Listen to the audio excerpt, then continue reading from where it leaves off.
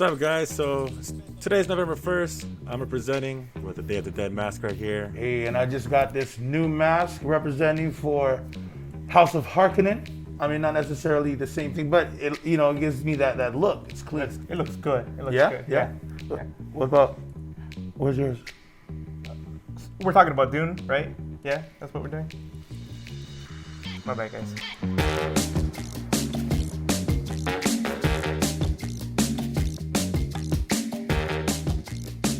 What's up, everybody? I'm Ranuma, I'm Iz. And I'm Leo. and welcome to the R&I podcast. What's up, guys? What's up, everybody? Welcome. Ooh, How's everyone doing today? How you guys doing? I'm doing good. Actually, running a little behind on one of these things that we're doing for my band and stuff. So, Oh yeah, you guys have yeah, we have a big concert concert coming coming up on Friday. So. Woo! Let's go. Hey, there we go. All right, so today we're going to be talking about the movie Dune that came out in theaters not too long ago. I just realized that this is a remake, but we're going to get more into that in detail. But the movie is basically about, excuse me if I butcher these names, but it's about Paul Atreides, who is a gifted young man who travels with his family and with his people also to make sure his people live and prosper. With the most precious resource in the world, spice. But little did they know that the planet they traveled to just became a little bit too dangerous, and that's where the kind of conflict that they have, because they have some kind of trouble with the planet's natives. But there's, we got this movie that was produced or directed by, again, I might butcher the name, but is it Denis Villeneuve? Villeneuve? Villeneuve. I think Villeneuve? Villeneuve. I think that's how you would pronounce it.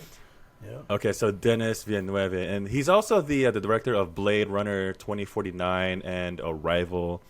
All good. The cast, the person who plays Paul is Timothy. Is it Chalamet? Chalamet. Chalamet. Chalamet. All right. Yeah. And they got Chalamet. Zendaya as. Man, I told you I'm gonna be butchering these names right here. And they got Zendaya as Chani, Rebecca Ferguson as Lady Jessica, Oscar Isaac as Leto Atreides, and then Jason Momoa as Duncan Idaho. Leto. Yeah, that was an interesting name, Duncan Idaho. Right? I was just like, Duncan Idaho. You have to also understand this is a book from I think it's like the 60s. So. true. Duncan is like a. But you get all these interesting names, and then his last name is Idaho. Right? Imagine like his main income or not source of income was selling like potato made yo-yos, because Duncan Idaho. Okay. Well, before we get into this, y'all, spoiler alert. Yes. Okay. Yeah. We're gonna dive Huge so spoiler deep, alert. so deep. Deep like deep space. You know what I'm saying? Space. Yeah. Hey. That's how we do it. Nah. So, going through all the actors and their characters, we mostly see Paul within the movie, Paul Atreides and the House of Atreides, which is the dopest.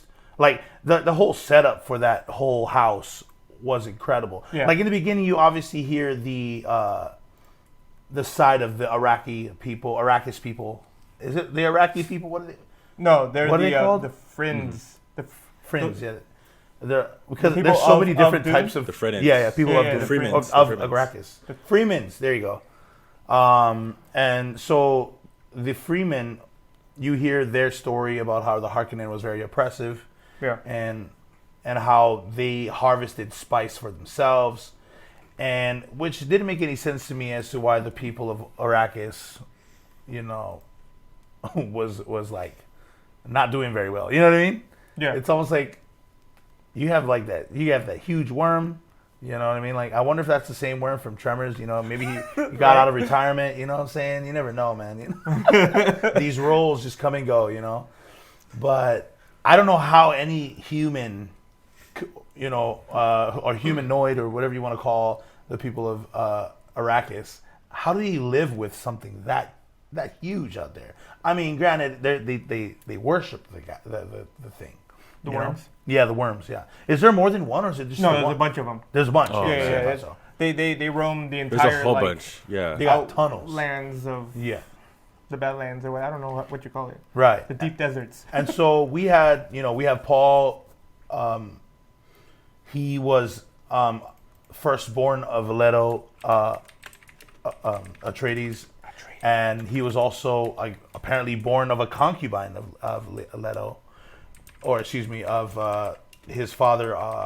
Leto, and his mother was something else. I think a truthsayer. Was it a truthsayer? Yeah. The priestesses. I think that's what they were called. They were called the truthsayers. Yeah, and they could use their voice to command people. Yeah. And I'm just like, okay, it's like a vocal version of the Force, I'm just like, interesting. So I thought that was really cool. But then, yeah, when you said he was gifted, yeah, he was gifted because he was able to pick up everything that his father knew, where it came to combat, politics, anything like that. Learning, it was very he learned quick. And then the gifts that his mother gave him was even more incredible. Mm-hmm. Apparently the powers that he had from his mother is mainly for daughters, right? That's how they explained it. So she was only supposed to provide daughters. Yeah, and she had a son. And she had a son because Leto wanted a son. Because she loved him so much, she gave him a son. Mm-hmm. But I'm guessing that any other sons she probably had beforehand were executed. Right. So there was that whole thing. That was pretty interesting. Yeah, so it's kind of like they're like vampires, their powers are to compel people, That's like the one thing that went into my mind when I was watching this. Interesting. I saw the Force. Yeah, right. The Force, The original Star Wars, right? New Hope. Is it New Hope? No. Yes. Episode 6, New Hope. I think that's what it's called. Man, I'm gonna get so much slack for not remembering what number 6 was called. But when Empire Strike Back or something, but that might be 5. I don't know. Whatever. The point is when he's talking to the clones, like, these are not the drones you're looking for. Like, these are not the drones we're looking for. Right. And they walked away. It's pretty much the same thing. That's what popped in my head. It's like, come here, and they're like, oh yeah, here, I'll come to you. Sure, whatever you say. Like, it's very, very controlling. That was pretty interesting. Well, what do you guys think of Zendaya's character? Throughout, it was although short. You know what I mean? Oh my gosh, she only had 7 minutes of talk time. Of screen time, yeah. Yeah. I mean, I'm happy they're going to make a part 2 to this. Yeah. So I watched the original Dune. Okay. Let me rephrase that. I tried to watch the original Dune. I was so confused throughout that entire movie at points. And I think part of the reason was there was just so much information in the original Dune that they were trying to get across. And it felt so it was just too much information. Your brain wasn't able to collect it all, or they just they were very vague in certain parts. So I'm happy that they're doing 2 parts and that they're giving her, because the second half is all about them. Right. So that she's going to have a bigger part in the second half, because I think I read an article last week that part 2 is a go and they're going to start filming it soon. Yeah, I read it this morning actually. So I was like, yeah, let's go. I mean, of course, Dune was actually, it was so good. It is such a great job with this movie. Yeah. Just the aesthetics, the visual effects of the planets, and everything was just so beautiful. I was like, man, this is just a piece of art. Mm-hmm. Yeah, and what was crazy is that I got together with my family for this movie. I mean, and one thing one thing I know is that we don't watch sci-fi together. I love sci-fi, right? But they don't watch it very often. And so when I went to when they called me and said, "Hey, we're gonna be watching Dune," I was just like, "Oh, okay. I'm gonna be talking about this movie." Let's do it. And to my surprise, even my brother, he's not a big sci-fi fan, and he was just like, it was a pretty good movie for for what it was. And I'm just like, yeah, because it was like a new world, a new planet. Same, I mean, it'd be the same reasons for trying to, I guess, trying to, what is it? Harvest the resource that isn't only solely yours. Right. But it all comes back to just whoever holds the most money holds power. You know, Right, all that stuff. which And you is see it. Yeah. obviously how the world works, and apparently how the future universe Mm-hmm. also works, right? Yeah. No. Which brings us to what are they called? What are the bad guys called? Harkonnen. The Harkonnen, Yeah, right? the Harkonnen, House of Harkonnen. The House of Harkonnen, which were they were in the beginning of the movie, they were in possession of Atreides, right? They were in control of the spice. It was Arachnis. Sorry, yeah, Arachnis, right? And they were.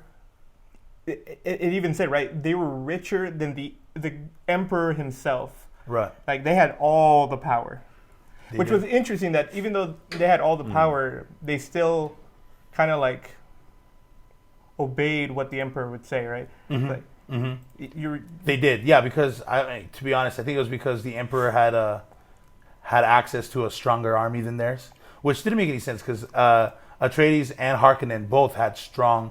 They're ultimately the empire's vassals or knights, right? So Yeah, to speak, yeah. You know what I mean? And so I'm just like, ooh, dude, you're like, I'm just like, oh man. And so when you see Harkonnen ransack Atreides on Arrakis, you tend to see like the reasons as to why they did it. Yeah. The Empire wasn't afraid of Harkonnen. But they were definitely. They were afraid of Atreides. Yeah, they were definitely terrified of Atreides. Yeah, I'm just like, why are they afraid of them? And because when you look at Leto, Atreides, he talks about he just needs this power to protect his family. Like he's one of the noblest of nobles, and the Empire was afraid of that. Harkonnen necessarily wasn't afraid of Atreides, but they always mess with each other's self-interests, you know. Yeah. Yeah. So not even universal territory controls and just politics, beefs, right? on a universal scale, galaxy scales. right. Can you imagine that? That's crazy. Like, and what about you, Randolph? Like, you know, talking about, I guess, Stilgar and Chani was her name. That's Zendaya's character. Like, you know, like what do you take on their stance in the movie and like where they would, you know, I mean, and did they move you at all or anything like that? Well, so their group is what they're called the Fremen, right? And it's pretty funny because blue eyes. They just need to add one more letter E, and they're called the Freemen, you know. So, so they're, to me, it was kind of like they're like kind of like the nomads. They just live on the sand. They know what to do. They know how to walk on the sand because of the sandworms. That was cool. And I think I want to know more about their group. As far as I know, is that they got blue eyes and they're just they just do their own thing. You know, they know exactly how to get out of danger when the sandworm is, and then they know about the spice and all that. So I kind of want to wait. I want to wait till, or I can't wait till part 2, where they talk about more in depth with the Freeman, because that's where they left off, you know. And it's we'll talk about that more later though. But it's kind of weird. Yeah, it was a little weird. Like you don't know who really is the good or bad guys throughout. However, you do know that the House Atreides and House Harkonnen were at odds. Yeah, the whole movie. You know that they were, you know, good and bad, but Harkonnen was just an oppressive kingdom. Like, well, they were all about the greed, right? Oh yeah, I mean, they wanted power, they wanted money, they wanted, and like you were saying earlier, like Leto, that's not his thing. That's not his MO. Yeah, yeah, he's more like, you know, I'm about my countrymen, or my planet man. I don't know how you would say that. I mean, that's why it was cool when Stilgar's like, "What do you want from us?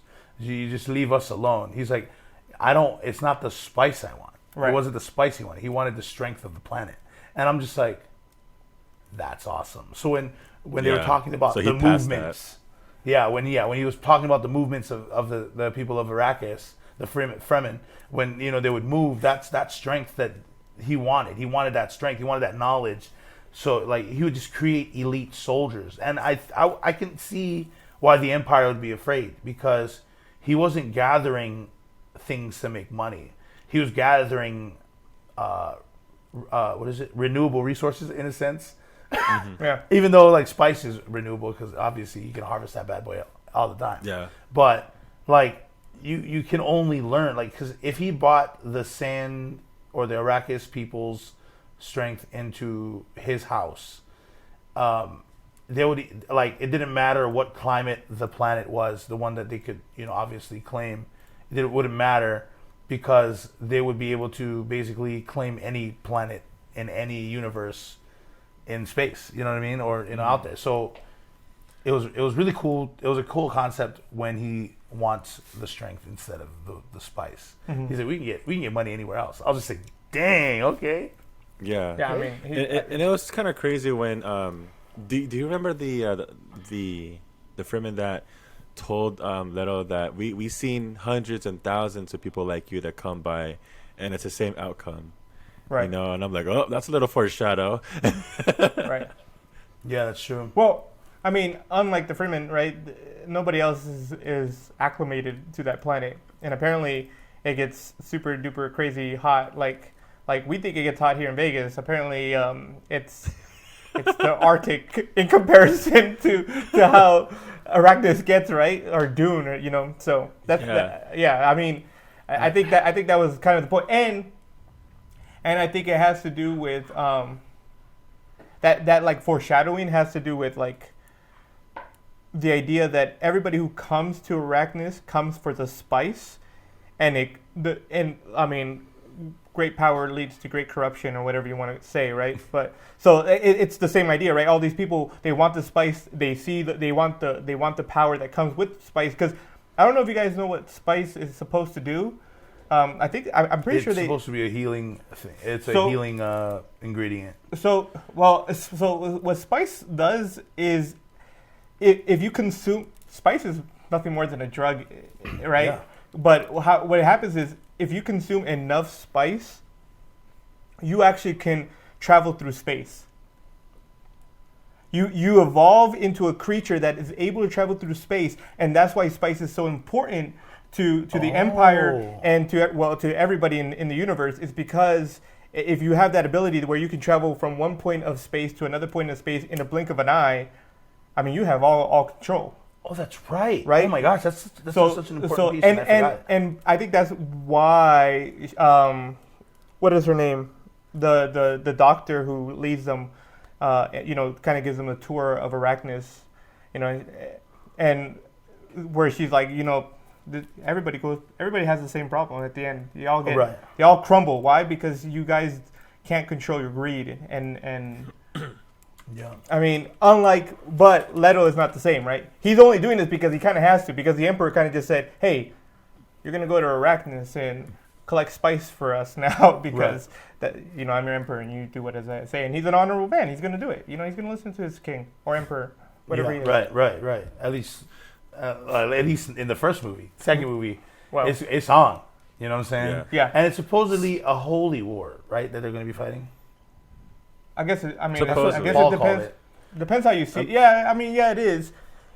Because you have the what is it? The speakers of truth, right? Yeah. And the two speakers. Yeah. So yeah, the truth speakers, and I mean, they have their whole agenda underneath. Like I said, I watched the original movie, so I know what the whole point of this whole movie is, and it was really hard to follow it because it was confusing at points. But like I got the gist of it, and it's super interesting because Paul was not supposed to be, right. He's supposed to die. I guess male truth speakers are not supposed to exist. They're not supposed to happen. Yeah, because they can have too much power. Yeah. Something like that. Yeah. So they But have they to. needed one though for some. Yeah, there's a prophecy where there will be a male one, and then they will like free the universe or whatever the case may be, and that's assumed that it's Paul. Right. Ground So zero we'll is see. Arrakis. Right. Yeah. Exactly. Okay. And it's funny because when you guys are talking about it, I think that spice is called melange or something like that. Melange. Oh yeah. Mm-hmm. So it is a fictional drug in Dune, and when you said that if you consume just enough of it where you can go out in space, it's almost like, are you talking about it figuratively or metaphorically? Because if you're talking about drugs, it's kind of funny when you say It's that. definitely like, both. It's gonna It's definitely both figuratively and literal. yeah. I would definitely say It's a both. different kind of high. Yeah. All the way Yeah, up right. there, It's like you know what I'm saying? you The literally highest- gonna go through space. highest tier. I gotta say though, I know that they probably got the science down for their technology on Arrakis, but that's gross. Sorry, you guys see their suits? Them suits that they had, Bro, that. But Oh, think my of God. the genius behind that suit. It's That's, not- it's gross. I agree. Today, it's not as genius because all of the movies that came up with the same concept. You know what I'm saying? But seeing it now, I'm just like, oh wait, you said recycled what? Everything. All things liquid from your Everything body. And this is liquid the for your year body. 10,191. No. It's, Oh, yeah. No. So it's 10,000, but it's like of the imperial age. So I think it's like a few million years after our Earth has come to an end. So it's man. way That's way sad. way in the future. We have traveled the universe, and now we are We were we're pretty much once extinct. Earthlings, or they were once. yeah. Earthlings? It's a part of our universe, but Interesting. super in the future. Okay. Yeah, Paul can do. He has like 6 languages: Mandarin, English, sign language, whatever the heck that force vocal is. And then Yeah, I don't know what that was called, he had all those languages. I'm like, this guy, he's And like then multilingual. one-handed sign language, Yeah, I'm like, Yeah. like what the right? heck? Where he talks to Lady Jessica, right? Is that Jessica? the mom? Yeah. Mom's name? Yeah, she like just like giving hand signals, and it means like this whole thing. And I'm like, yeah, okay. And she ain't nobody to mess with too. Like, Oh yeah, she's strong. strong. Strong, yeah. She she's is strong. strong. She isn't no pushover. I mean, she Yeah. could take out people if she wanted to, Mm-hmm. right? So that I thought that was interesting. You know what else I found really I appreciated so much about this movie? What's up? As futuristic as the movie is, they fought with swords. Yes. Oh yeah, they did. Yeah. I There were no I thought force that was. Here's another little trivia. So, because of the year they're living in, before that there was a great war because there was artificial intelligence, right? And Yes. because of that artificial intelligence, they wiped all artificial intelligence. So anything that's mechanical has no process of thinking. So their ships and their machines and everything is very basic. It's like back to let's say the Steel Age kind of, or like the beginning of our mechanical age, right? Everything is very mechanical and, like and steampunk almost. in a sense, except it's not run by steam, obviously. Right. But it has no computer chips in it. Nothing that can think for itself. Oh. That's why they don't have anything. You don't see any kind of like droids or robots of any kind in the movie because they've wiped all that off the planet or out of the universe because of the war that happened with intelligent life. Although there's that guy, their advisor, Thafir Hawat, which is played by Stephen McKinley Henderson. His name is Mentats. There's this part of the movie where he does this funky thing with his eyes. He was computing something, and then he goes back to normal. And I was like, "What was he doing?" Kind of like the girl from Squid Game. Her eyes always look weird before she looks for people who moved. I know what you're Yeah, I was talking like about. calculating, like, And then it's like, got him. yeah. And who was that again? So that was his name is Mentats. I think it's like the advisor of Leto. Oh yeah. And The guy with no let eyebrows. he let him down because Paul's life was in danger that one night, and then he basically got the blame, so Right. that's that guy. And going into the whole, okay, so like the war part of the movie, you see Harkonnen talking about or talking to the Empire's like elite force, the guys that literally get not tatted, but they get marked with the blood of Yeah. something. And Blood of sacrifices because are they just sacrifices? Yeah, you didn't see. They were all just like I knew laying they there and were- they're like blood coming down. And I'm just like, man, that's messed up. Right. I knew that. I Were didn't those know if they were enemies or like were a those sacrifice or enemies. Yeah. Neither do I, but either or. way, Yeah, they got. there was a crap load of them. Boom, slip right across the forehead, and they're like, "Yes, I'm so strong now." And then, and then you see the whole fight between this army. So you have Harkonnen and the Empire's like, what is it? Special Ops army versus House of Atreides. And let me tell you, House of Atreides, like they was like, they did not hold back either. Although they were like basically pinned against the wall, they actually were lucky that they were able to get to Leto Atreides. Yeah. Because I think he would have been able to at least hold off even more, because it wasn't until that special group came in that Duncan and the whole who was the right hand man? There was Duncan, and then there was the other. He was basically Thanos. I called him Thanos throughout the whole movie because Josh Brolin. Yeah. Josh Brolin's character. He it was so cool. To see the camaraderie between Josh Brolin characters and Jason Momoa's character, because sometimes they're always at odds. You know what I mean? Gurney, yeah. So between Gurney and Duncan, they were pretty tight, but they were never in the same bracket because Duncan was like the knight of Paul's, while Gurney was more for his dad. You know, does that make sense? He was the emperor. He was the Lord's like short sword. Yeah.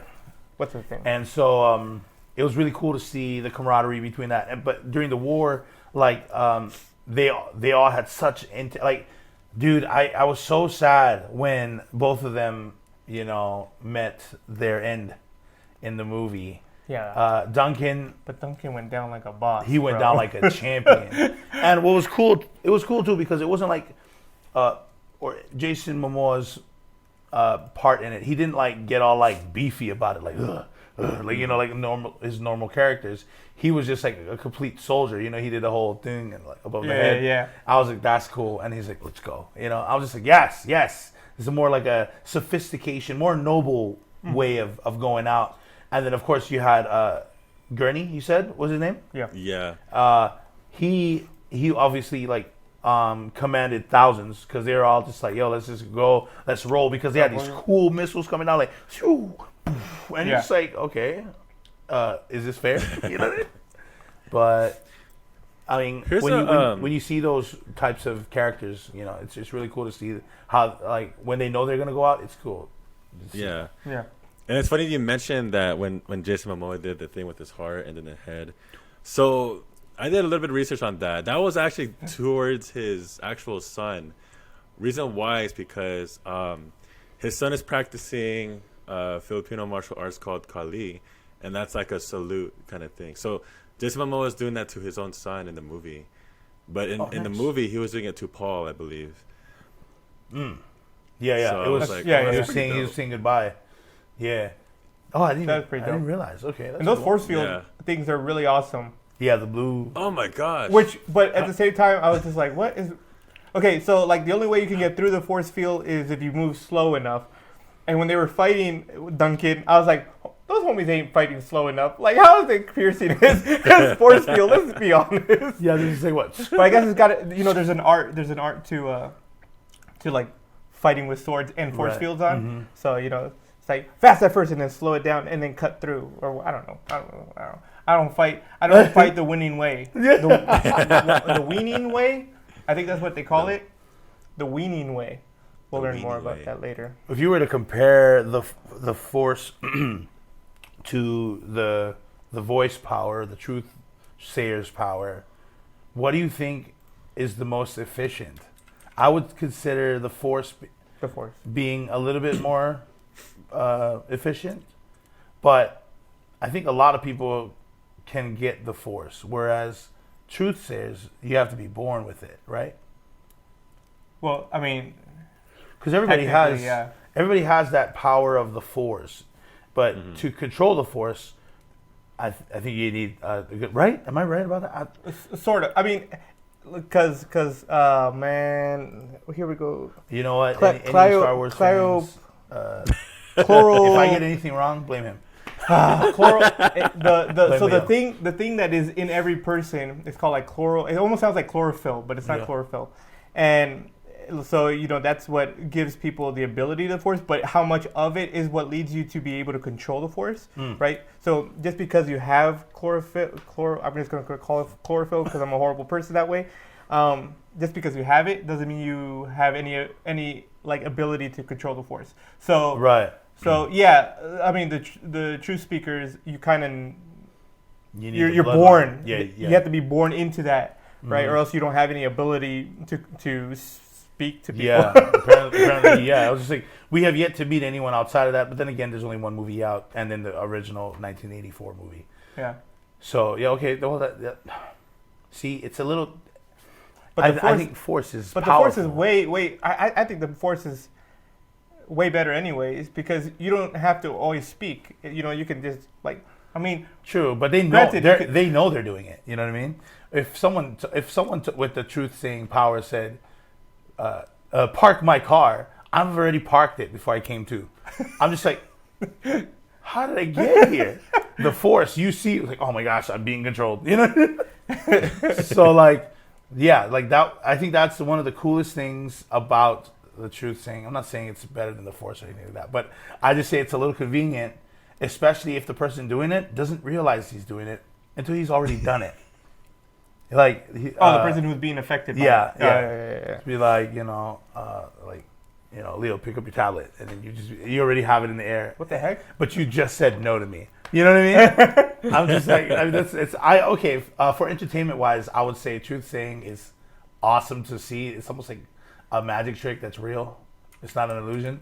Versus the force. The force is, I think, way more powerful because, I mean, have you seen the stuff that they gather? Let's just shoom, and they just cut like, I don't know, 100,000 people. They're almost like Vash the Stampede. And Trigun. You need the force. See, this is what the last 3 movies have ruined, in part. I'm sorry, but you need the force to use a lightsaber. You cannot. Not a normal person can activate a lightsaber. You need the force in order to do that. Right. And the last 3 movies kind of just went and said, "Do we though?"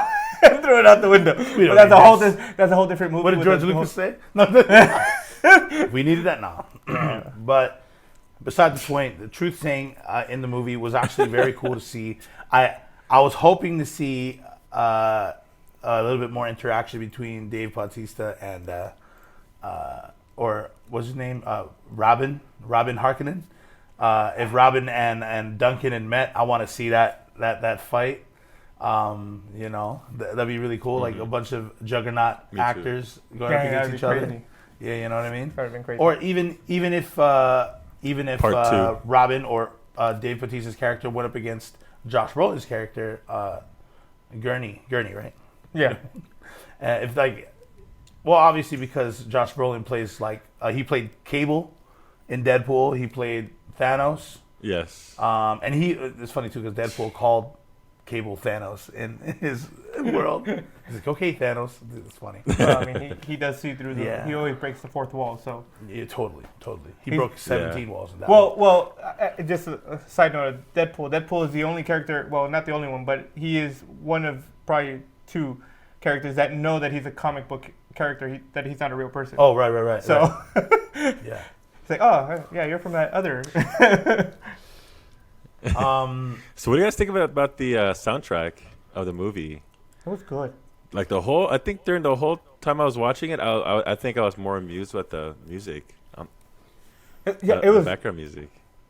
It was good. It was. It was very mysterious basic. and very A lot of sci-fi. bass. Oh yeah, for sure. Well, and I think they did a Yeah. great job with that because, I mean, the original is very 80s because it was made in the 80s. So the soundtrack is very 80s. It's just got all Yeah. these like electronic, like rolling pianos going on, like just weird electronic-y sounds, futuristic sounds. And I think this did a great job of like kind of mimicking that, but making it modern at the same time and not making it sound like it's from the 80s, 100%. So I was like, Yep. I like this, man. This is good. It's funny you brought that up because I'm doing a project with producer friend of mine that I went to high school with, and he brought this up when he was working on a track that we're doing together, and he's like, dude, did you listen to the Dune soundtrack? I was just like, I just watched that today. You know what I mean? And so he gave me the whole thing. He's like, yo, there's so much bass, and I'm just like, I don't have subs on my TV, so I didn't hear all that stuff because we watched it at home. We didn't watch it at the theaters. I think it was HBO Max. But yeah, like I'm like, oh man, I missed all that. You know what I mean? So I had to listen again on my studio setup, and I'm just like, oh, ooh. It's one of those chest bumpers. You know what I'm saying? Yeah. But I didn't listen to everything or at least I haven't memorized them all. But I did like the music in there. Very eerie, and I don't know what it is about just I want to call it epic type of an epic type of genre. Very cinematic, and I was going to say cinnamon. Very cinnamon. Very cinematic, like a spice. Like a spice, and everything nice. And so yeah. Well, what did you guys think of Stilgar's group? In the end, or nearing the end, you see Lady Jessica and Paul had escaped. Right. And they were able to meet with the Freeman Stilgar and his crew. And then I guess one of his co-captains or co-leaders or whatever was like, hey, man, we got to scrap this and that or whatever. Yep. And what is that? Zendaya's character, Chani, she's just like, sorry, kid, you're about to die. Like the whole time. She was not confident about his abilities to fight. He's a friend. He's just a friend. Not even a friend. More like a classmate. Yeah. And then when I watched it, I was just like, wait a minute. But I was just like, he's a prince. I mean, and I don't know if you guys know, but princes get trained like they're Vegeta, training to become kings, like generals, generals. You know what I mean? They're not like his father was obviously a warrior. You know what I mean? He also got trained by what was it? Gideon? Duncan. No. And Gurney. Gurney. He got trained. He's normally trained under Duncan, Idaho, and then Gurney was there when Duncan was doing recon on Arrakis. Remember? Mm-hmm. Yeah. So he was able to train with two of the best warriors in the House of Atreides, and Leto was their leader, was their lord. Right. Yeah. So and for some reason, these two guys just shouted out. They showed me that Leto was a warrior as well. Mm-hmm. So if he's a warrior and he had a house like that had thousands, he had strengths of different planets. This man was powerful. Leto was powerful. And you're gonna think, like, who's gonna think that the people of Arrakis, these Freemen, could easily topple the prince of this house? That was me, though. I mean, it's all opinion based, of course. But I'm just like, there's no way you're gonna beat Paul. And that I thought. I was like, just because you're in the desert, I was just like, it doesn't matter. No, I mean, like how many, like if you look at it, how many times did the Iraqis people fight? And I believe that like they didn't really have a lot of practical fighting, but maybe they did. I don't know. Well, I can't wait to watch the second. And I think like half. I think so. I was talking about how the original like packed everything too much information into one movie. Right, yep. But there were parts of the movie that were definitely like well explained and like they took time to like just show you all this information, and I think that's part of the thing, like because so their way of fighting it's so weird. I don't know why it's called the Weaning Way, but it's called the Weaning Way, and it makes me laugh every time I hear it. But apparently it's like one of the greatest fighting styles to ever like exist in the universe or whatever, right. Mm-hmm. And so yeah, I mean, you're going to be fighting somebody who has been taught the Weaning Way, and you probably know how to fight in the desert, but you don't know how to fight the Wean Way. You got the wean. The wean's not in you, dog. And so you're gonna get owned. And I will like the part that kind of I was like, dang it, bro, like you should have just yielded.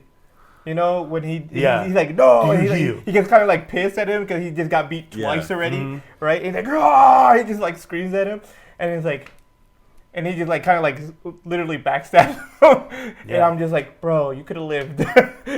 Yeah, could have lived. Because I mean, wait, did that guy know that Duncan trained him? Because Duncan does know that group. I don't Duncan know. lived with them. I don't know if he. I mean, I think they said that. I don't think they knew, and I don't think he cared that you were trained by Duncan, because what's his face was the leader, but when Lady Jessica owned him in the fight, he was just kind of like, well, you're not the leader anymore. You kind of just got beat. So it's like I don't think until you show your abilities, there's no respect. That is so true. he's like, who cares if you were trained by Duncan until you show me you can fight like Duncan? Right. Then this is just, you're just a kid. And he's like, I'm losing to a kid. Let me just kill me. Just the embarrassment It's alone. just so embarrassing. Oh my gosh, I can't even go back to my wife. Yeah, it's so embarrassing. But it was a really. I thought it was a clean fight. I mean, I thought it was actually very thought. I was trying to think like, is this where Channing stabs him and stuff? I was like, is there like a rite of passage where he has to get stabbed? Because you guys saw when he had that vision? That prophecy. Is it vision? Yeah, it's the same prophetic. thing. Yeah. And Prophetic I'm just vision. like, she stabbed him. I was like, I thought in the beginning they were kissing. I was just like, why does he have these, what? I'm just like, And I think that's Something happens, yeah. Well, I think Is it that's in the the thing movie, about the first that she stabs him. I can't remember. I don't think so. I feel like all of those visions that he has will be shown in part 2. Right. Because a lot of them didn't come in the movie, Well, what is his name? What is the guy he fought? the captain? Or, I don't know Stilgar's name. I only remember Stilgar's name. Oh, And that's the one but that the lost guy- to Lady Jessica. Yeah, but Are you the talking guy about that from the Fremen? yeah, the one that Paul fought. Paul fought. Because he had a vision of him too, and it looked like they were buddies. They were like Yeah, they were smiling buddies. and all Yeah, this yeah. stuff. And then he's like, "Oh, you just killed him, so nobody." I was just like, okay. So I think Was it Jamis or Jamis? I think so. I think so. Might be Jamis, yeah. But I think the visions are there, but obviously looking at that part of the vision where they don't become good friends, right? Mm-hmm. Kind of like, I don't know, man. The visions are weird. Like, I guess they're not set in stone. Anything can still happen, Yeah. and I think that's kind of like what's going on with the whole visions. Like, yeah, this might happen, but if you choose to do certain things, Yeah. Who knows? Like how, Duncan, obviously the way Duncan died, he sees, Paul sees his body and stuff like that. And Paul sees he sees Duncan again with a Fremen, like, obviously, Right. to me, I'm like, this guy, I don't think he's dead, he's probably sleeping with his eyes open. I don't know. But, I'm pretty sure he's You just got I think stopped he's like dead. 15 I times. think he's But dead. you might come out of this alive. Gurney might still be alive. Yeah, and we never But, knew what happened to him. They just Well, he got the last fried, thing we apparently. saw was the last thing we saw of him was just running into the fire, and then Yeah. the next scene was a whole bunch of Atreides army getting their heads chopped off by Bautista. So Yeah, but when you go to the daytime of after the whole war, you see like just mountains of Atreides soldiers just Getting to a burned. crisp. Yeah, And I'm just like, Oh, dang. Well, man. that That's doesn't show if Gurney's alive or not, and if he is, Right. dope. You know what I mean? But what if he was a betrayer though? Oh. Huh? Well, Interesting, right? I mean, the doctor was. oh yeah, the doctor, Dr. Wellington Yue. Yep. He's all like, "I'm sorry, sir, my lord. I have to. I was trying to save my wife," and I was just like, "Ooh," and it was cool Dr. too. Dr. Wellington. Yeah, Yue. Yue. Yeah, That's a and name. I was just like, Wellington Yue. Wellington, like beef Wellington.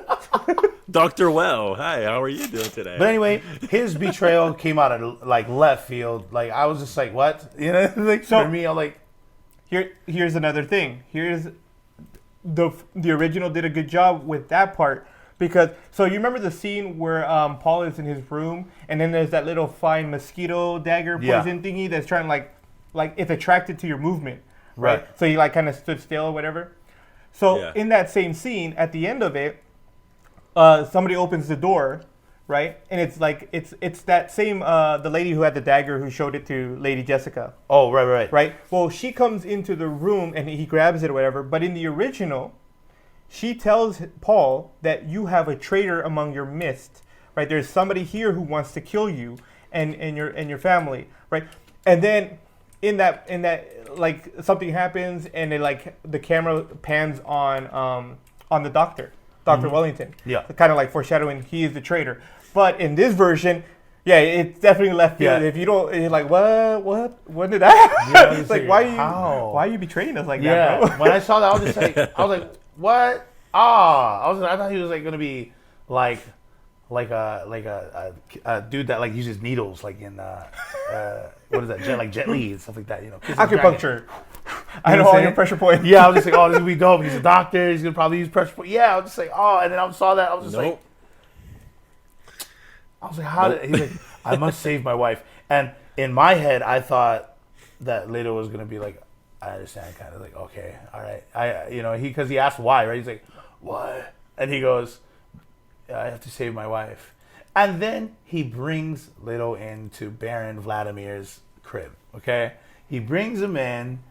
And then he said, please, let me see my wife. And he's like, yes, we'll take you. And then he tells one of his people, please show him to where his wife is. And they just cut his head off. Oh my goodness, and I'm just bro. like, he's like, yeah, because we killed her a long time ago. He's like, why would? Yeah. By the way, Paulina called it. She's like, oh, she's probably dead already. I'm like, don't I say mean, that. for real.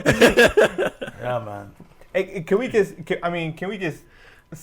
I can't. I know I'm gonna mess up his name, but Stellan, is that how you pronounce his name? Stalin, his first name? Stellan, Of the guy the who played actor? the The actor? Vladimir? Yeah. He such a great job of playing the Baron. The Baron was so good. Like he was so like ominous and dark and just kind of like creepy altogether. Oh, it was so good. And like how he floated and his the silhouette of like his gown or whatever you want to call it as he's moving around. I'm like, man, this is Creepy, man. so This good. dude's And creepy. the original is so bad. Like it's the 80s. They overact a lot in those kind of movies. But that character was a lot more like just a funny evil character. He was just over dramatic about everything. And I think Stellan did a much better job playing the Baron. I was like, man, I'm so impressed with his just the whole atmosphere of him. When he's in the room, you're just like, dang, man, you don't want to mess with him. I thought Baron Vladimir was like part worm. I didn't know he was floating, so I thought like he was just like kind of like or like worm or snake or whatever. And I was just like, oh, dude, that's a tight character. And then I realized when Leto was caught by him, like, oh, he's floating. I'm like, all right, well, No, he's creepy. He's super creepy. do you guys have your grades on this movie? Yes. Like, I would like to start with, I think, everybody liked this movie, and it was good visually. The soundtrack was great. All the characters was played awesome. I did like the last hurrah. That's one of my favorites. The last hurrah moments, and I would have to give this like a B- for me, because there's a lot so that the doctor's betrayal was like a what? And then the other thing was actually James's when he died. He was in a prophetic vision, and then now he's dead. Unless this whole movie, this first part, was half of a vision. Does that make sense? Yeah, I get what If that was half a vision, okay. But in the meantime, yeah, like there was a lot of things, and also they got rid of two of the dopest characters. Three, excuse me. I had three favorite characters in this, and it was Leto, Duncan, and Gurney. And they all get just murked. First movie. I'm just like, this. I was like, they Hey, should have made this into a series. but all three of them went like bosses, though. Right? I love the last Roz. Bit But the why? freaking poison tooth thingy. Yeah, and he was naked. Yeah. Yeah, that was uncalled for. Yeah, I'll just say, yo, show the man the respect give him he at least deserves. a lava. You know what I'm saying? Or pareo. Jeez. Yeah, no. Jeez. What about you? I'm gonna have to. So first off, I want to say, the Thopter which is the dragon copter in the movie. The dragonfly. When thingy? That was I'm so like, inefficient.